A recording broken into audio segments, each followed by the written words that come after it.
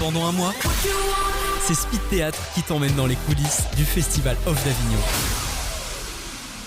De retour sur Speed Radio pour une nouvelle interview théâtrale en compagnie de Guillaume qui va nous présenter son spectacle R. Alors c'est du 7 au 28 juillet, tous les jours à 16h35. Ouais, c'est ça. Au théâtre à l'espace Alia. Ouais. De quoi tu nous parles dans ce spectacle ? Dans ce spectacle, je vous parle de plein de trucs. On est en pleine révolution NBIC, on est en pleine révolution technologique, c'est dingue. En termes de perspective, en termes de soutien, de crédibilité, il y a des possibilités de nous rendre immortels, des possibilités d'augmenter nos performances de notre corps, de notre cerveau.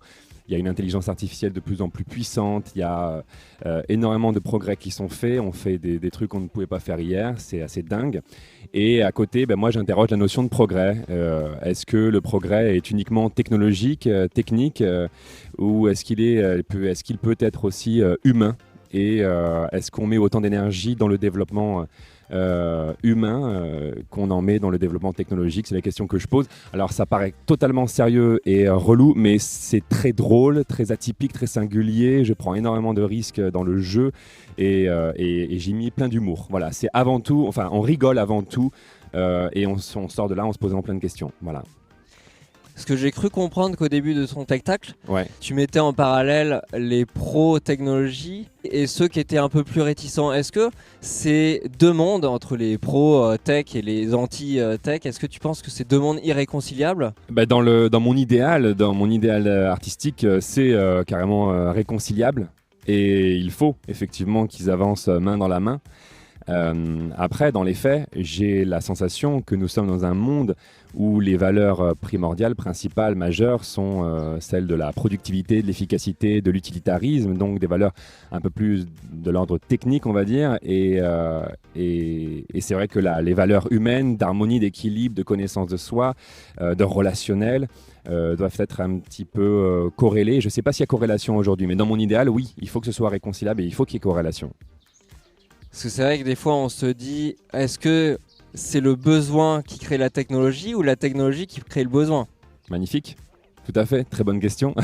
Du coup tu interroges ça aussi dans ton spectacle et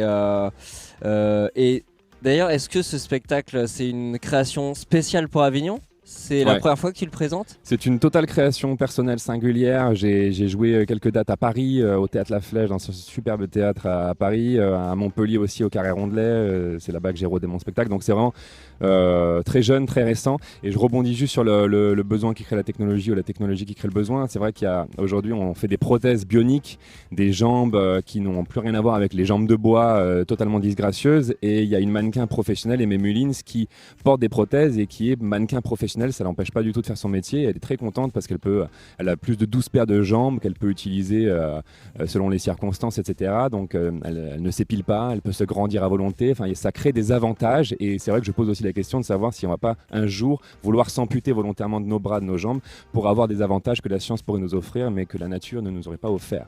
Et donc voilà, est-ce que ça va pas créer aussi de nouveaux besoins de consommation et un monde ultra consommateur ? C'est ça, et puis c'est vrai que c'est aussi des débats de société très actuels, très contemporains, parce que c'est vrai qu'on nous parle des fois souvent de transhumanisme ou des choses comme ça, donc c'est vrai, est-ce que c'est bien ou pas, tu vois, comme tu disais, de se faire grandir une jambe pour ressembler à quelqu'un d'autre ? Est-ce que ça me rappelle un peu par exemple la BD ou le film Immortel des années 2000 d'Eric Bilal où on se greffait des parties, des prothèses pour être plus performant ? Est-ce que du coup tu penses que même on va arriver à une société En fait, moi je pense que c'est pas la question, c'est pas est-ce qu'on va y arriver, c'est est-ce qu'on va pouvoir la gérer, cette société qui est déjà là. Parce que en fait, le pendant actuel, c'est la chirurgie esthétique. La chirurgie esthétique était conçue, pensée pour les gueules cassées, donc les soldats qui se sont fait abîmer leur visage. Et donc replacer une mâchoire, redonner de la dignité à un visage à une personne pour qu'il puisse réintégrer la société, c'est une utilité thérapeutique. On va voir son médecin pour de la thérapie, mais aujourd'hui on peut très bien aller voir son chirurgien esthétique pour une utilité autre, de confort, de loisir, alors même qu'on n'est pas malade ou handicapé ou alors même qu'on n'a pas une gueule cassée.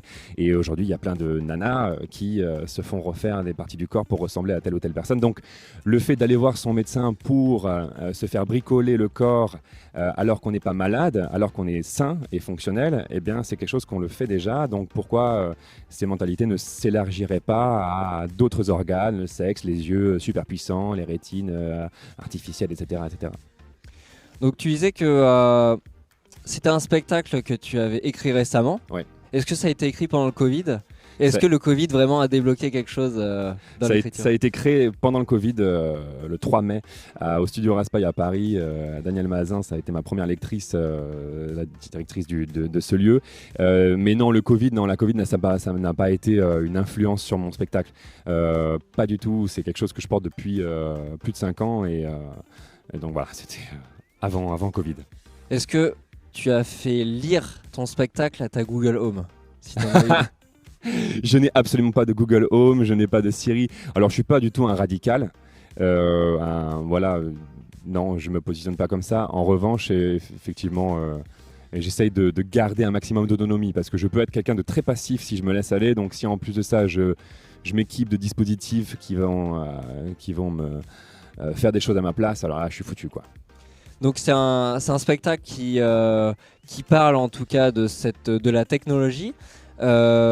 Si en 3 mots tu devais résumer ton spectacle pour le présenter au public, pour donner envie au public d'aller voir.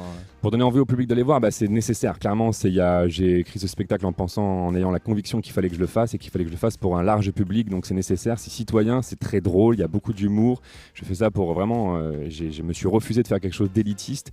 En 3 mots, je dirais humour, nécessaire, citoyenneté et réflexion. Réflexion totalement actuelle, quoi. Et tu disais, Guillaume, que tu faisais aussi en aparté, en outre de ta pièce de spectacle, tu faisais des ateliers, tu animais des ateliers. Tout à fait, ouais. En fait, en parallèle de mes activités artistiques, je propose aussi des forums citoyens sur les sujets du transhumanisme. Donc, je permets aux citoyens d'exprimer leurs paroles sur ces sujets-là.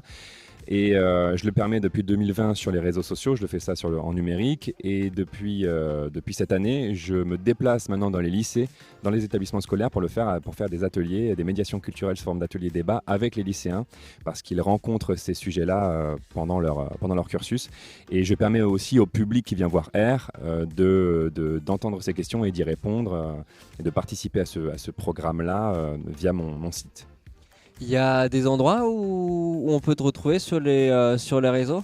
Oui, j'ai un site, guillaumeloublier.com. J'ai aussi donc une page Facebook que j'entretiens régulièrement et une page Instagram. Ok. Un compte Instagram. Pas encore dans le métaverse ou des trucs comme ça ? Non, pas dans le métaverse. Non, je sais pas où ça en est, mais pas dans le métaverse. Non. Tu feras peut-être une représentation dans ces univers...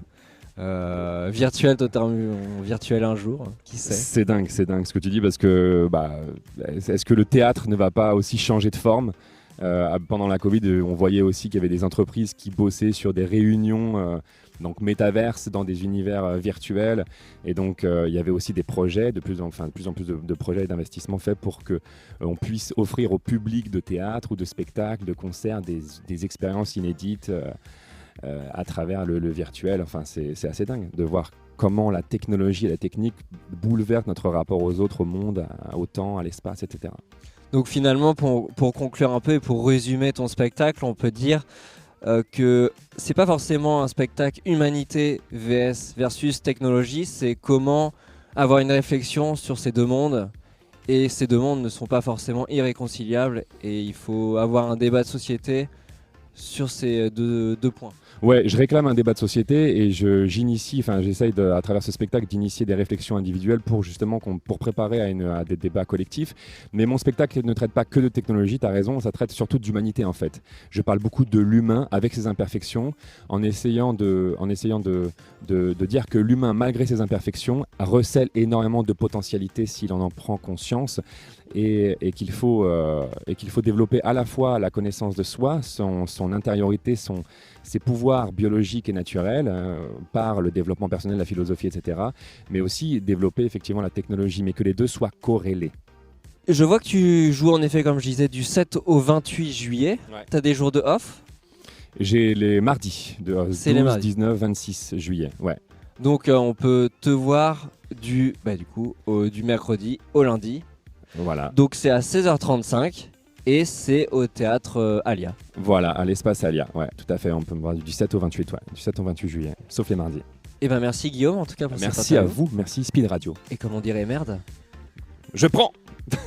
Du mix et du théâtre, c'est Speed Radio.